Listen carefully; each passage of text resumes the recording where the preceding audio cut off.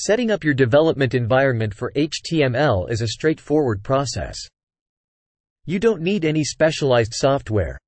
All you need is a text editor and a web browser. Here are the basic steps to get started with HTML. 1.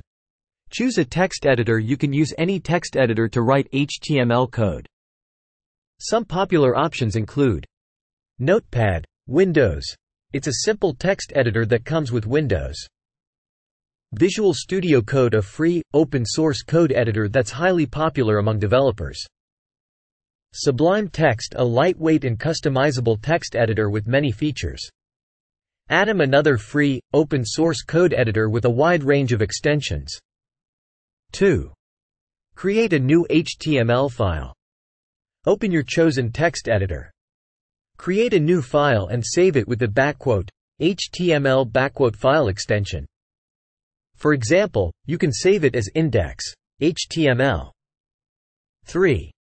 Write HTML code now.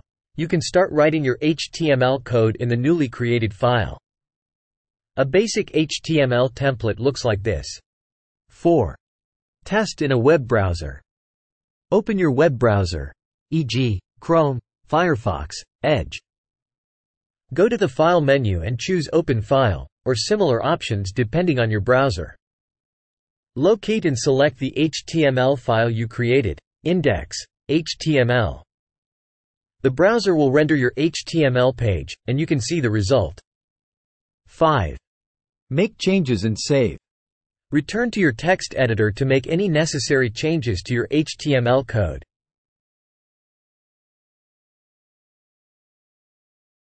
6. Refresh the browser each time you save your HTML file.